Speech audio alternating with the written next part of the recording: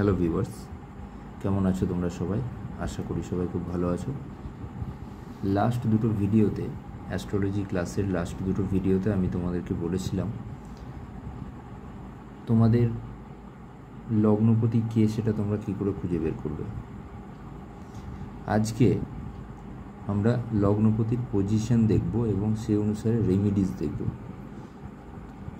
আমরা দেখলাম লগ্নপতি কে আমাদের, এবং তারপর লগ্নপতির পজিশন, এই যে ডিফারেন্ট 12টা ঘর, এই 12টা ঘরের মধ্যে লগ্নপতির কোন পজিশনে উনি বসে আছেন এবং সেই অনুসারে আমাদের কি কার্মিক রেমেডি করা উচিত যাতে আমরা সাকসেস পাই। এটা আমাদের আজকের আলোচনার বিষয়। আমি কতগুলো স্টেপে ভাগ করেছি এটাকে। প্রথমে আমি অবজেক্টিভ লিখেছি। অবজেক্টিভে আমি লিখেছি যে to know who is your লগ্নেশ or first house lord. The position of your lagnesh means first house lord, and the steps to do according to the position of your lagnesh to get success. এটা আমি লিখতে ভুলে গেছি, এখন লিখে দিই, to get success in life.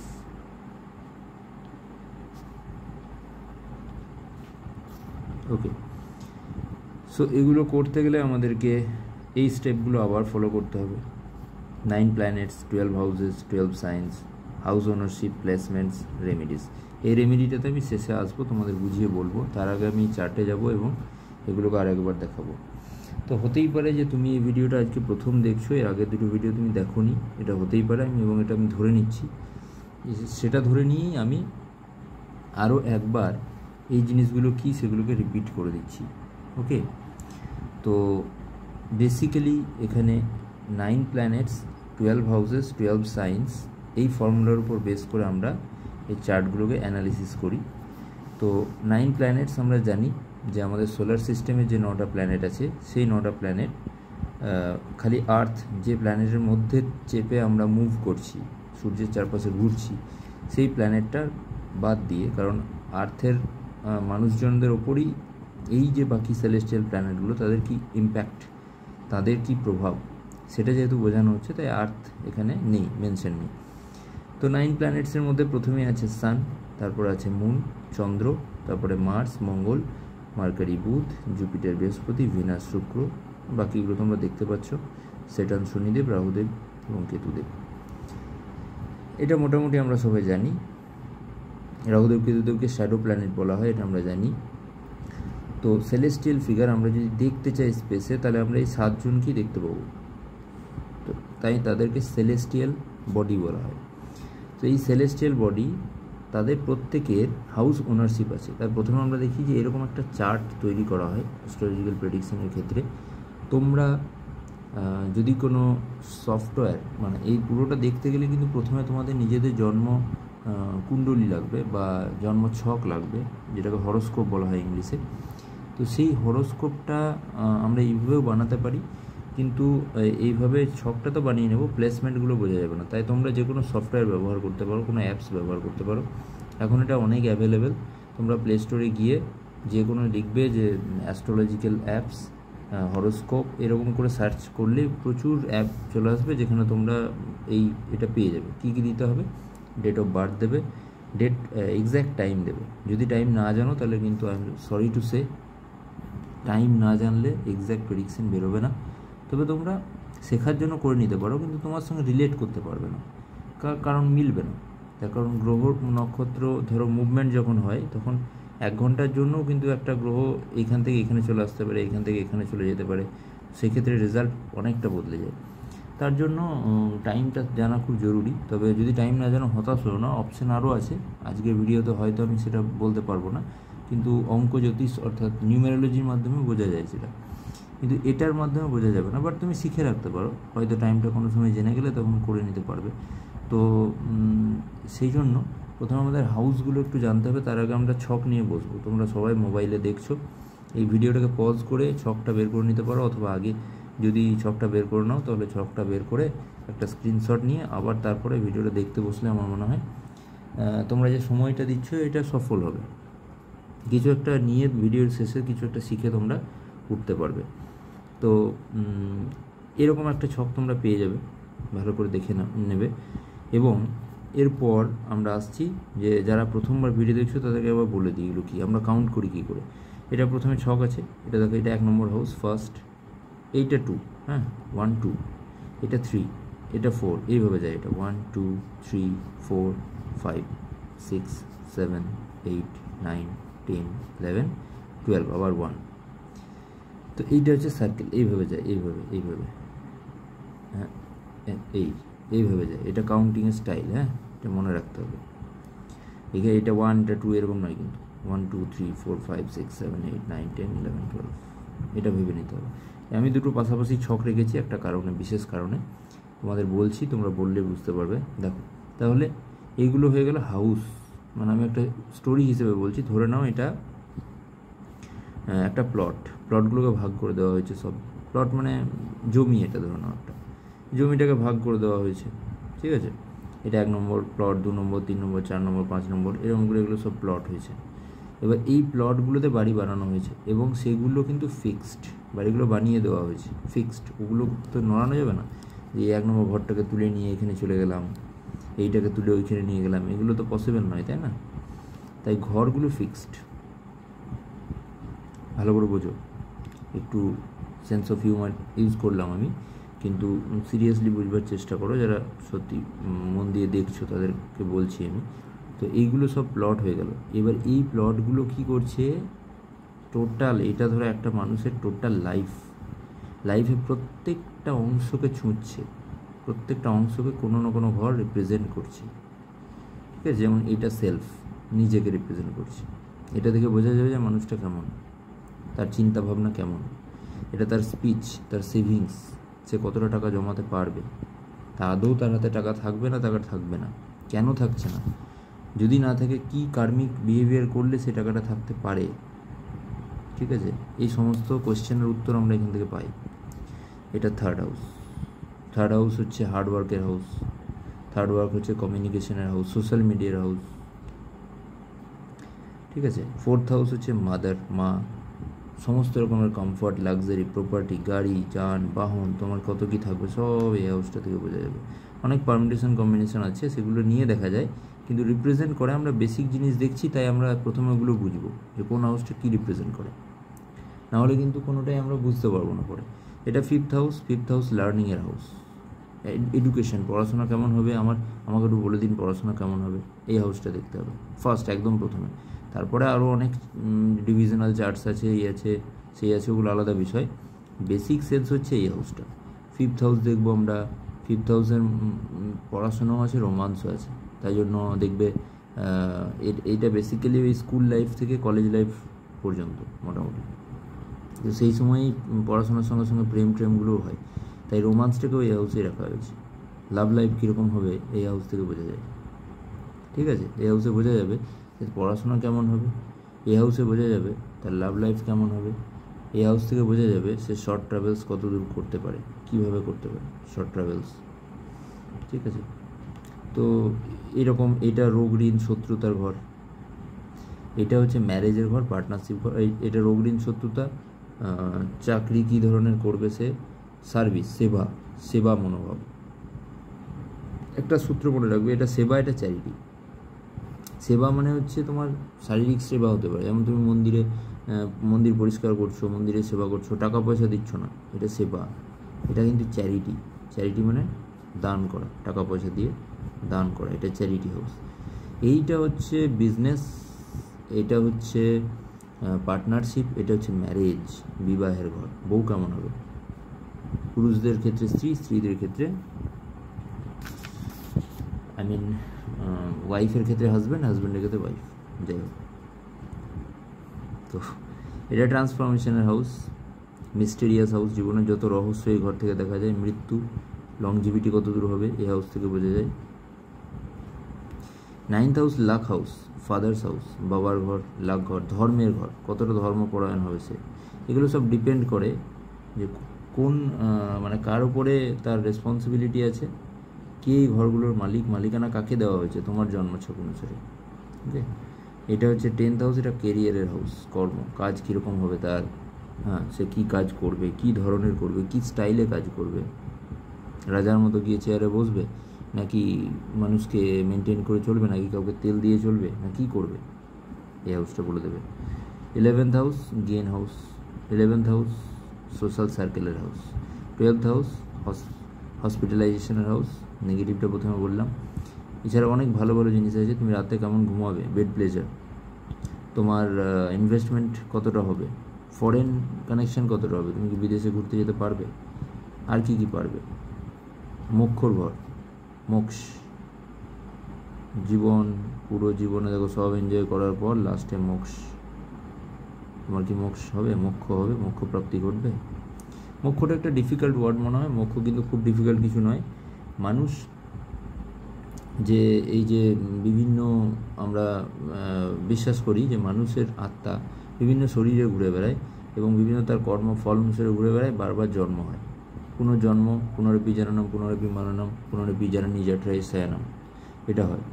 তো সেই ক্ষেত্রে সেই জায়গা থেকে মুক্তি হয়ে আমি কি আবার আমার সেলফ যেখানে আমি গেছিলাম, পরমাত্মার অংশ আমার সেই আত্মা, সেটাকে ফেরত যাবো না যাবো না, সেটা এখান থেকে বলে দেয়। মোক্ষটা বিরাট ডিফিকাল্ট কিছু, খুব একটা কিছু নয়, কিন্তু অ্যাচিভ করা খুব ডিফিকাল্ট। আবার যদি ঈশ্বরের কৃপা হয় তাহলে অ্যাচিভ করা খুব সহজ। তবে ভয় পাওয়ার কোনো কারণ নেই, আলটিমেটলি সবাইকে একদিন যেতে হবে, দ্যাটস দ্য ট্রুথ। যতবারই ঘুরে আসা যায় বা যাওয়া যায়। মরিতে চাই না আমি সুন্দর ভুবনে, সবাই বলে। তো ব্যাপার হচ্ছে যে, কিন্তু ধরো মানুষ হয়ে যখন যেটা এনজয় করছো, মরিতে চাই না আমি সুন্দর ভুবনে, কিন্তু তোমার কর্মটা তাহলে ভালো করতে হবে। যাই হোক, আমি একটু অন্য টপিকে সরে যাচ্ছি, আমার একটু এটা অভ্যাস আছে, মানে ডিটেলে যেতে গিয়ে একটু অন্য টপিকে সরে যায়, I am sorry for that. চলো আমরা মেন টপিকে চলে আসি। আমাদের ফার্স্ট আমরা এটাকে ধরে রাখবো, আমাদের অবজেক্টিভ ছিল লগ্নেস দেখা, কিন্তু যেহেতু অনেকে তোমরা নতুন আসতে পারো, সেই জন্য আমি এটাকে বুঝিয়ে দিলাম। তো যারা দেখে রেখেছো আগে, তাদের যদি সময় নষ্ট বলে মনে হয় তাহলে আই এম সরি, আরেকবার আমি ওদেরকে বুঝিয়ে দিলাম যাতে করে অন্যরা সবাই বুঝতে পারে। আমার উদ্দেশ্য প্রত্যেকের কাছে নলেজটা ক্লিয়ার হোক। তো এইটা তোমরা দেখে নিয়েছো আশা করি। এবার দেখো, ফার্স্ট হাউস মানে যে এক লেখা থাকবে এমন কোনো কথা নেই, 1 2 3 4 5 6 7 8 করেও থাকতে পারে। আবার যদি তোমার ফার্স্ট হাউসে 12 লেখা থাকে, এখানে যেমন 12 আছে, তো 12-র পরে কী হতে পারে, 12-র পরে 13 হয়, কিন্তু আমাদের এখানে 12টাই ঘর, সেই জন্য 12-র পরে আর 13 হবে না, 1 হবে। দেখো 12-র পরে 1 হয়েছে, 2 হয়েছে, 3 হয়েছে, 4 হয়েছে, 5 হয়েছে, 6 7 8 9 10 11 হয়েছে, তাহলে টোটাল এগুলো সব হয়েছে। এখানে যদি 11 থাকতো কী হতো, 12 হতো, এটা 13 হতো, সরি আমি ভুল করে বলছি, এটা যদি 11 হতো, এটা 12 হতো, এটা 1 হতো, এটা 2 হতো, 3 হতো, 4 হতো, 5 হতো, 6 হতো, 7 হতো, 8 হতো, 9 হতো, 10 হতো। এটা যদি 10 হতো, 10 11 12, 1 2 3 4 5 6 7 8 9, এইভাবে হতো। তোমরা লিখেও করে নিয়ে দেখতে পারো বারবার। তো মোট কথা হচ্ছে আমাদেরকে এই হাউসটা দেখতে হবে, এখানে কোন সাইনটা আমার লেখা আছে, তুমি দেখবে তোমার কোন সাইন লেখা আছে। আমি ধরে নিচ্ছি, সবগুলো বলা সম্ভব নয়, তাই আমি 1 আর 12কে দেখাচ্ছি, ওকে। তো আমি ধরে নিচ্ছি এখানে 1 লেখা আছে কারোর, তোমাদের যেটা থাকবে সেটা দেখে নেবে তোমরা। তো 1 যদি লেখা থাকে, তো 1 আমরা এখানে দেখবো, এইটা নয়, এখানে দেখছি 1-এ কী লেখা আছে, মেষ। তো মেষে যে 1 লেখা আছে, এটা 1টা সাইন মেষ রাশি, মেষ রাশির মালিক হচ্ছে মার্স, মঙ্গলদেব, ঠিক আছে। তার মানে এটা যখন 1 আছে, তার মানে ধরে নিতে হবে এখানে মঙ্গল লেখা থাকবে না, এটা ধরে নিতে হবে যে মঙ্গলদেব এই রাশিটার মালিক 1-এর, তার মানে তাকে এটা দেওয়া হয়েছে, মানে মঙ্গলদেবকে লগ্নাধিপতি করা হয়েছে তোমার চার্টে। যদি তোমার চার্টে 1 থাকে, তোমার লগ্নাধিপতি মঙ্গলদেব, এটা ধরে নিতে হবে তোমাকে। এখানে 12 লেখা আছে, মানে 12 মানে হচ্ছে একদম লাস্ট রাশি, মীন রাশি। তাহলে মীন রাশি যখন লগ্নে আছে, তার মানে জুপিটার হচ্ছে তোমার মালিক, জুপিটার মানে বৃহস্পতি, তাহলে বৃহস্পতিকে তোমার লগ্নাধিপতি করা হয়েছে। এগুলো আমরা চেঞ্জ করতে পারি না, এগুলো আমাদের কর্ম অনুসারে আমরা পাই। এগুলো অ্যাকচুয়ালি স্পেসে যখন বিভিন্ন গ্রহ নক্ষত্র পরিক্রমা করছে, ঘুরছে যখন, সেই মুহূর্তের স্ক্রিনশট এটা। সেই মুহূর্তে কোন গ্রহ কোন পজিশনে ছিল, কোন নক্ষত্রের আন্ডারে ছিল, কতটা গেছিল, কত ডিগ্রি মুভ করেছিল, তার উপরে পুরো রেজাল্টটা ডিপেন্ড করছে। যাই হোক, আজকের বিষয় আমাদের শুধু লগ্নাধিপতি, তাই লগ্নাধিপতি দেখছি 1 এটা 12, আমরা দুটো এক্সাম্পল নিচ্ছি, সেই জন্য আমি দেখো মঙ্গলকে এখানে প্লেসমেন্ট করেছি। এবার সেকেন্ড স্টেপে আমি বলেছিলাম যে আমরা এখানে কী কী দেখবো, দেখো বলেছিলাম যে 9 প্ল্যানেটস বুঝে নিলাম, 12 হাউসেস আমি বলে দিলাম, 12 সাইন্স বলে দিলাম, নাকি বলিনি? 12 সায়েন্স একবার দেখে নাও। মেষ বৃষ মিথুন, কর্কট সিংহ কন্যা, তুলা বৃশ্চিক ধনু, মকর কুম্ভ মীন। তাহলে মেষ বৃশ্চিকে যেমন ইংলিশের তোমার যে ফর্মুলাস হয় না, সাবজেক্ট, ভার্ব, অবজেক্ট, তারপর তোমার V1, V2, V3, এই টাইপের ফর্মুলার মতো একটু মনে রাখতে হবে রাশিগুলোকে। মেষ, বৃষ, মিথুন, হ্যাঁ, 1 2 3, কিন্তু মালিক আলাদা আলাদা। মেষের মালিক হচ্ছে মেষ, আর বৃশ্চিকের মালিক হচ্ছে মঙ্গলদেব। বৃষ আর তুলার মালিক হচ্ছে শুক্রদেব। মিথুন আর কন্যার মালিক হচ্ছে বুধদেব। কর্কট এর মালিক হচ্ছে চন্দ্রদেব। সিংহের মালিক হচ্ছে সূর্যদেব। আর ধনু আর মীনের মালিক হচ্ছে বৃহস্পতিদেব। আর মকর আর কুম্ভের মালিক শনিদেব।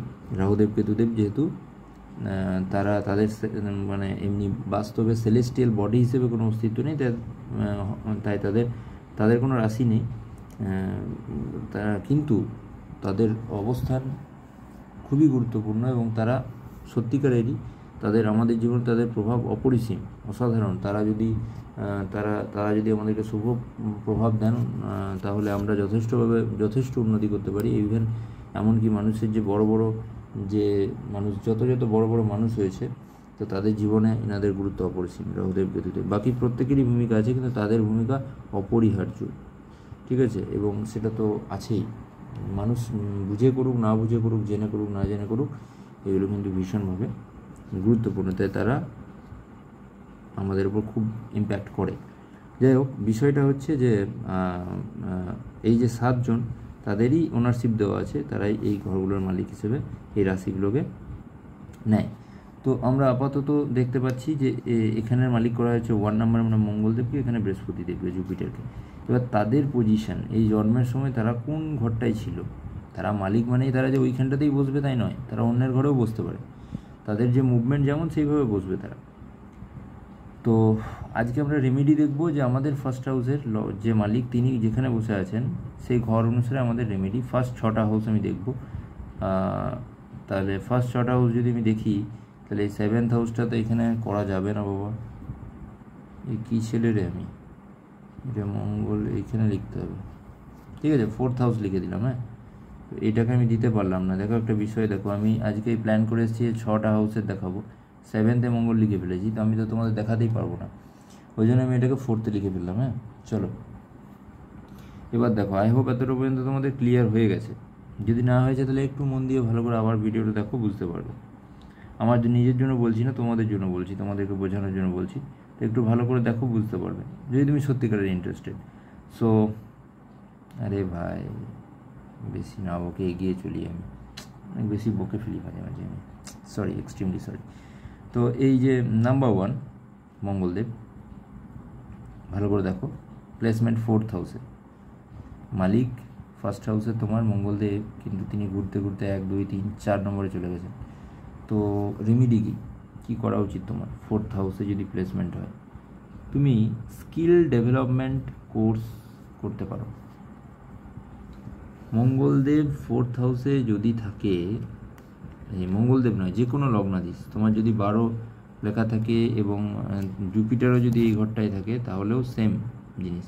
এটা কিন্তু 3 দেখে 3rd হাউস ভেবো না, এটা 4th হাউস, সাইনটা 3 আছে, ঘরটা গুনে দেখে নাও, 1 2 3 4, 4 নম্বর ঘর এটা, ঠিক আছে? হাউসগুলো কিন্তু ফিক্সড।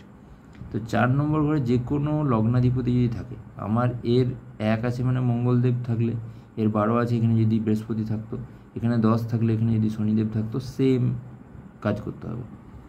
তো 4th হাউসে যদি থাকে তাহলে কী করবো? আমরা ফার্স্ট হাউস থেকে দেখে নিই, সবগুলো এক এক করে দেখে নিই, তাহলে বুঝতে পারবো। ফার্স্ট হাউসে যদি থাকে তোমার লগ্নাধিপতি, মানে এই ঘরেই যদি থাকে, এই ঘরটাতেই, এখানেই 1 লেখা আছে, এখানেই মঙ্গল বসে আছে, এখানে 12 লেখা আছে, এখানেই জুপিটার বসে আছে, কী হবে? কী করতে হবে আমাদের? বলছে maintain excellent personal grooming and hygiene daily. প্রত্যেক দিন নিজেকে খুব গ্রুম রাখতে হবে, পার্সোনাল গ্রুমিং করতে হবে, ঠিক আছে? নিজেকে পরিষ্কার পরিচ্ছন্ন একদম ফিটফাট রাখতে হবে। এবার প্রশ্ন আসতে পারে যে ফিটফাট তো সবাই রাখবে, যে এটা আবার নতুন কী কথা? না, প্রত্যেকে ফিটফাট রাখলে তো ভালো তো লাগবেই প্রত্যেকের, কিন্তু এই যে জাতক, এর কিন্তু একটা এক্সট্রা ইফেক্ট হবে এটা করলে, ঠিক আছে? সেটা যে করবে সে বুঝতে পারবে। সেকেন্ড হাউসে যদি এই ফার্স্ট হাউসের মালিক যদি এইখানে বসে যায়, কী হবে? সেকেন্ড হাউসে স্টে ফিট, নিজেকে ফিট রাখো, cultivate good communication skills, dress neatly, সুন্দর পরিষ্কার পরিচ্ছন্নভাবে ড্রেস পরো, আর একটু ভালো করে কমিউনিকেশান স্কিলটাকে কাল্টিভেট করো। থার্ড হাউসে যদি এই ফার্স্ট হাউসের মালিক থার্ড হাউসে বসে, থার্ড হাউসে কী হবে? ধৈর্য রাখতে বলছে, খুব হড়বড়ি হবে কিন্তু খুব তাড়াতাড়ি করতে চাইবে, আর অনেকগুলো কাজ একসঙ্গে নিয়ে নিতে পারে সে, তাই অনেকগুলো কাজকে একসঙ্গে নেওয়া যাবে না। ধীরে ধীরে ধীরজ রাখো, কুল ডাউন, একসঙ্গে একবারে একটাই কাজ করবে। নেক্সট আমরা দেখব যে 4th হাউস, যেটা আমি দেখাচ্ছিলাম দিয়ে 1st হাউসে চলে গেলাম। তো 4th হাউসে যদি এই ঘরের মালিক বসে কী হবে, স্কিল ডেভেলপমেন্ট, ঠিক আছে। তারপর তোমার courses, channel your travel desires, এদের ট্রাভেল ডিজায়ার খুব হয়, ঘুরবার খুব ইচ্ছা থাকে, এটাকে কি করতে বলছে, কনস্ট্রাকটিভলি চ্যানেল করতে বলছে। এটা আই এম রিয়েলি সরি, এটা 3rd হাউসের অ্যাট্রিবিউট, হ্যাঁ এটা আমারই ভুল, আমি মানে সেই জায়গার অভাব নেই তা সত্ত্বেও সে এমন করে লিখেছি, নিজেই তোমাদেরকে বোঝাতে গিয়ে ভুল করে ফেললাম। 4th হাউসে থাকলে এটা স্কিল ডেভেলপমেন্ট নয়, এটা গোটাটাই 3rd হাউসের ইম্প্যাক্ট। 4th হাউসের impact, spend quality time with mother, মায়ের সঙ্গে সময় কাটাও, অ্যান্ড ফ্যামিলি রেগুলারলি। কেন? 4th হাউস মায়ের ঘর, 4th হাউস থেকে আমরা মাকে দেখতে পাই, হ্যাঁ মা কেমন, মায়ের আশীর্বাদ কতটা থাকবে, সমস্ত বিষয়। তা মায়ের সঙ্গে খুব সময় কাটাও। যদি তোমাদের মধ্যে কারোর 1 লেখা থাকে আর এখানে মঙ্গলদেব থাকে, বা 8 লেখা থাকে মঙ্গলদেব থাকে, মায়ের সঙ্গে খুব সময় কাটাও, খুব ভালো হবে, ঠিক আছে। এরপর হচ্ছে 5th হাউস, আর একটা আছে কি, যে practice contentment and avoid excess materialism. Contentment মানে একটু সন্তুষ্ট থাকো, আর অতিরিক্ত ভোগবাদ চলে আসতে পারে, খাবো দাবো এনজয় করবে, লাইফ তো জিন্দগি মিলেগি না দোবারা, খুব এনজয় করবো। তো এইরকমের এনজয়মেন্টের ভাব যদি আসে তাহলে এটা একটু কন্ট্রোল করতে বলছে। বড় বড় পণ্ডিতরা এগুলো বলছে, এগুলো কোনোটা আমি লিখিনি, আমি কোনো মহাপণ্ডিত নই, আমিও মানে লার্ন করেছি, শিখেছি বড় বড় মানুষদের কাছ থেকে, যারা যারা জানেন জ্ঞানী গুণী মানুষদের কাছ থেকে, দিয়ে জ্ঞানটা তোমাদের শেয়ার করছি জাস্ট, আর কিছু না। তাই জন্য এগুলো কিন্তু অথেন্টিসিটি আছে, এটা ভেবো না যে এগুলো কোনো ভ্যালু নেই।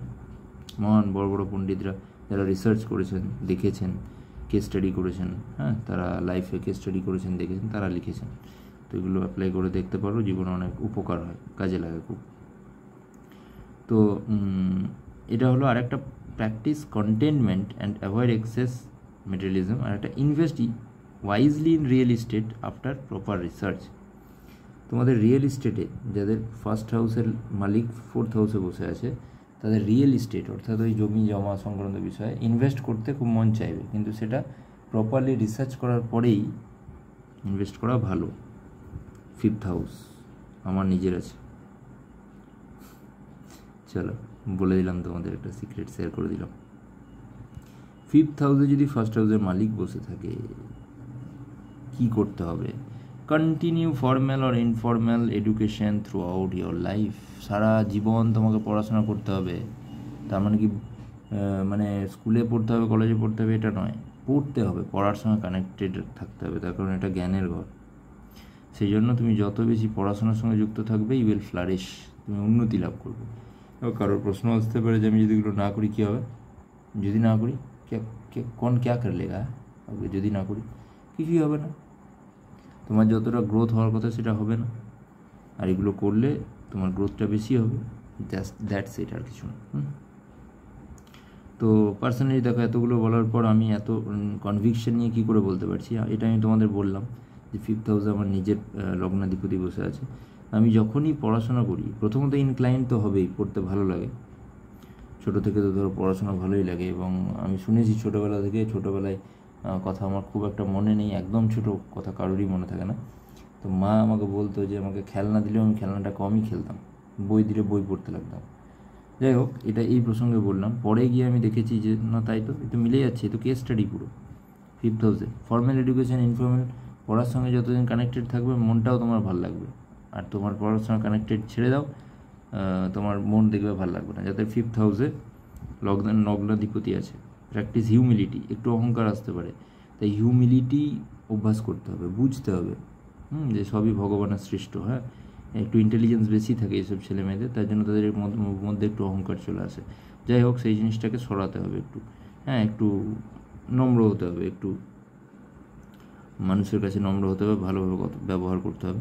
চ্যানেল ইওর হিউমার পজিটিভলি, এরা একটু মজা করে, কিন্তু মজাগুলো একটু অনেক সময় কী হয়, মানুষকে আঘাত দেয়, মানে জেনে শুনে হয়তো করে না, আমি পার্সোনালি বলছি, এটা আমার ক্ষেত্রে আমি এগুলো সবগুলো দেখেছি, পুরো ম্যাচ হয়। তো আমি মজা করি, হয়তো করতাম আগে না জেনে, যখন করতাম মজা করে দিতাম, তো অনেকে হয়তো খুব দুঃখ পেয়ে গেল।